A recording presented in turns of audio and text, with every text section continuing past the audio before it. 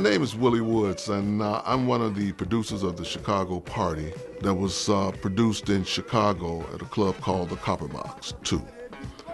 I had two partners. One name was James Christopher, and the other one was John Ford. John Ford came on a little later, but Chris and I, we started the club scene. I started music at 14 in high school. And when I graduated from high school at 17, I joined the Red Saunders Band. Red Saunders Band was the house band at the Regal at that time. In that Red Saunders Band, I played behind the Temptations, Benny King, Jackie Wilson. Played behind Jackie Wilson. And in fact, as a result of playing in his band, that's how I got to play with Joe Tex.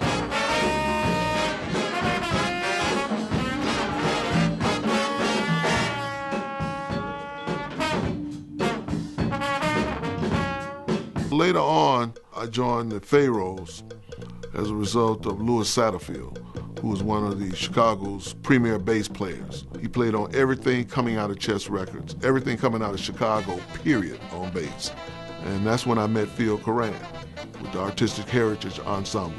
And it was really very new to me because the whole emphasis at that time was black consciousness and eating right, and Phil introduced all of that to us. Does anyone want to go waltzing in the garden? Does anyone want to go dance up on the roof? Ladies and gentlemen, welcome to the Chicago Party. I'm James Christopher. I met James Christopher in 1971, and he and I were working together at Model Cities, which is a government program. At the end of the summer, Chris and I decided to have a culminating party for the staff. And one afternoon we were downtown having lunch, and we ate at the River's Edge.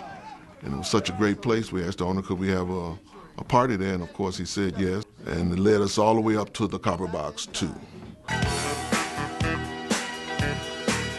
We had just rented the Copper Box 1, and we were trying to think of a name for it. And so when Chris got home, he called me. He said, why don't we go with the Copper, C-O-P-P-E-R box? I said, that sounds good. Then he called me back and he said, how about the Cop-Her box? I said, yeah, that's it. And that's the way it went down. That's the way it went down. We opened the Copper Box 2 in 1979. We had all of these different acts coming to the club on Sundays. And also, that was the filming of the Chicago Party.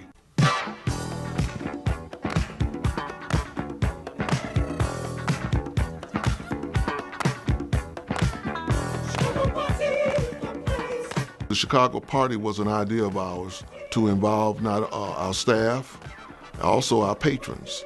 And in fact, all of the dancing and all of the involvement with the different types of big leg contests and the Charlie Green routine, all of these were club people. The bus stop was one of Charlie Green's, it was his original concept. Real big clap, all y'all freeze.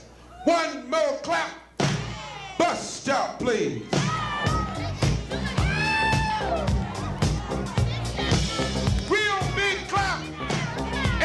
Shout. One more clap, toot your booty out. Real loud clap, everybody freeze. One more clap, bust out please. Chicago Party dancers, those were people that just had talent. We noticed that on the stage when they were dancing, so we put together a dance troupe and called them the Chicago Party Dancers.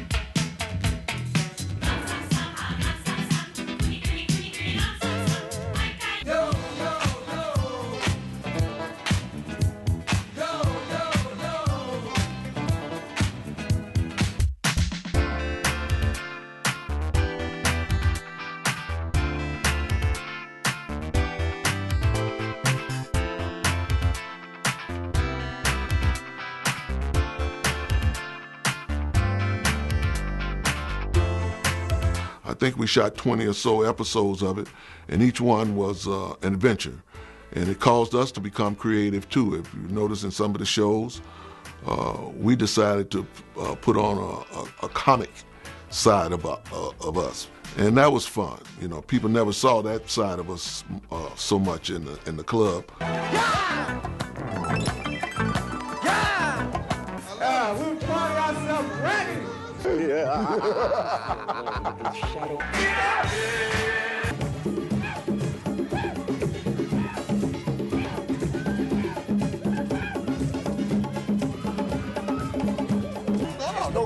Jazz, baby. Jazz. No, the blues, man. No, Jazz wait a is minute, where man. it's You're at. messing with my blues music here. Hold a minute. Hold it, wait a minute. Jazz is where it's at. The blues. Wait a minute. Wait a minute. We'll be right back after this. We were conscious of everything around us. You know, everybody watched television. Everybody watched Saturday Night Live. Everybody watched other comic things. And so we decided, you know, it was something, it was just an adventure. Hey! What's up, bro? I'm sorry, miss. Oh! Hey! Oh! Oh, man. Yeah, y'all have to worry about you saying no to me about a dance. Come on up here. Get the dance in here, baby. Yeah, I know you want to dance with me. Yeah. Well, there was a show in Chicago called the Chicago version of Soul Train with Clinton Gent. And of course, Clinton Gent, he was very much a part of the whole total dance scene at that time. And it was one of the shows that was demonstrating dancing in Chicago. Most of the time, the dance scenes were just with high school and younger people dancing on the different shows. We wanted ours to be a lot different, but we wanted to put more emphasis on not only the dance scene, but a much older, medium-age dance scene, and portraying the people in a similar light, but a more fashionable light, because our scene was a lot more fashionable, I think, than Soul Train and some of the others. And we were more so interested in filming the crowd, not so much in a sterile studio scene that Soul Train filmed in. Ours was filmed in the club with the actual lighting and the actual dance floor. And we were trying to really sell our club too, because mind you now, this was all for advertising for us. So this was to get people excited to want to come to the club. We wanted to profile some of the beauty of some of the talent that we had in Chicago. And in addition to the talent, we wanted to show just raw footage of how people just enjoyed themselves. You saw people having birthday parties there. Just a really all-around scene. For our first show, we tried to cover all bases because we were shooting in a club and we were shooting live audiences. So we had to be as cautious about the whole thing as we could. So we would make an announcement. This is a live TV show we're shooting. If you don't want to be on TV and see your face on TV, make sure you stay in the back area. So if you was in there with somebody else's wife or somebody else's husband, make sure you get the hell on out of here, because this may be a compromising thing here. So we made that very clear. We made that very clear during the shooting. And those folks that understood that, who knew they couldn't be seen, you could see them get up and walk to the back.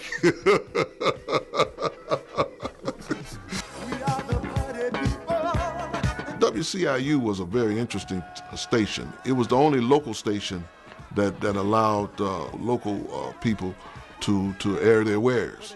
You know, from Soul Train to Spin Ghoulie, and the Polka Party came on right before us. And it fizzled right into our dance show. It was a lot of fun going on during that time. We had different contests, and the contest was another means of us bringing in people. We had the karate contest, we had the big leg contest. Any girl in town who thought she had big legs She came in and we were offering money. You know, we had $500, $1,000. We had the Miss Copper Box contest, the big butt contest. So we had all these girls in town who thought they had big butts to come, you know, and they didn't have to show the butts now because we couldn't do that. but they could demonstrate, you know, through their clothes, you know, just what was happening. And you know, and we had all kinds of contests. You know, those were very popular. Mr. T, he came down and judged one of my big leg contests. And Muhammad Ali, he'd been to the club. Any major act that was in town during that time, they came to the club. Good evening, ladies and gentlemen. You are about to experience Fashions by Carolyn Peoples. We had different fashion designers that would come and show their wares. When you want to raise ladies, or you want to impress your boss at a late night dinner, it's hard to pass up this brown and bone two-piece skirt set. Even though it may be navy, it has all the makings to make any woman turn red hot. With fashions from Carolyn Peoples and the Short Peoples Fashion Show. Rosalind is strutting a black two-piece pants ensemble with a halter top that would knock Hervé Villachez from Fantasy Island right off his knees. The fantasy is all yours tonight. Red. This small package won the Gigolo contest last Sunday, and I'm sure you can see why. He's got on this gray pinstripe suit that would have any lady's temperature rising. But if the price is right, you never know. Maybe red would be yours tonight. And a lot of the girls were wearing a lot of these people's fashions anyway. So it was very easy for us to do a fashion show. If we saw someone in the crowd who looked very nice and was fashionable, we'd ask them, come on, be in our fashion show. So this brought in our clientele. This made them feel very much a part of what we were doing. So we didn't just say, go look for fashion models. No, that wasn't what we did. No, we wanted to involve people in the club.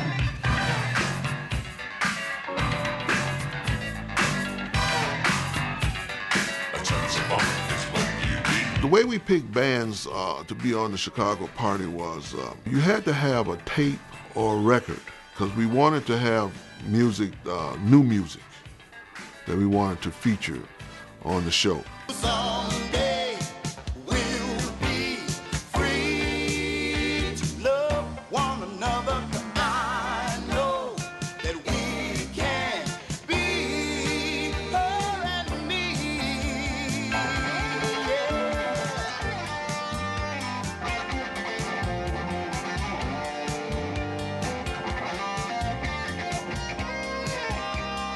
We look for people who had odd acts that defied, you know, your natural reasoning of why, first of all, of why they doing this to themselves. And that's what made the show so popular, because people never knew what we were going to feature that week.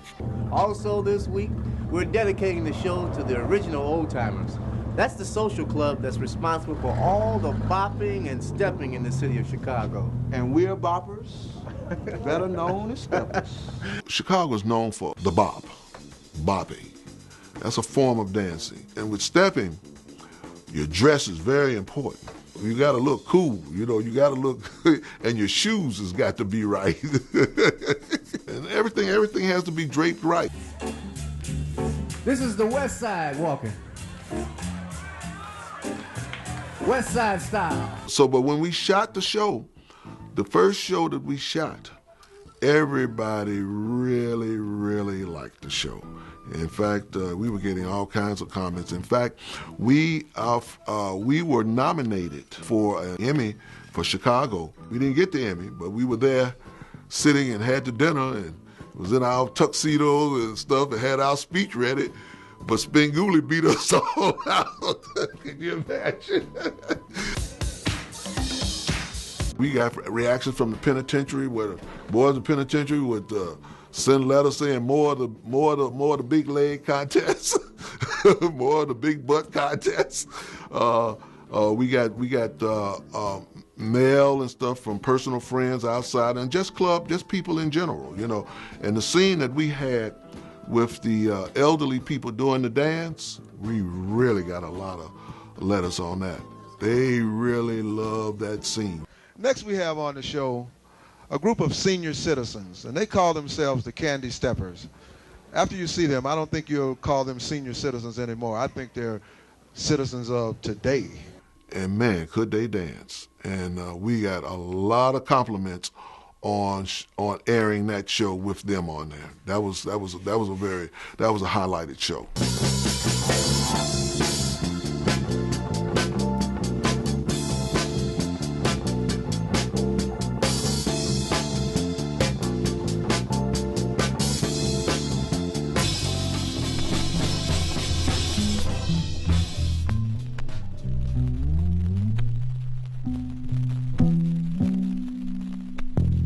We started to notice the club scene changing. Everything in the news about nightlife and what was going on was changing. People were becoming more violent in the streets. We started to see a little of that starting to sneak into the club, you know. And so we decided, just before my partner died, Chris, that we were going to sell the club, you know. And you know, he died in 1989. And then John died a few years ago, 2009. And we sold the club in 1991.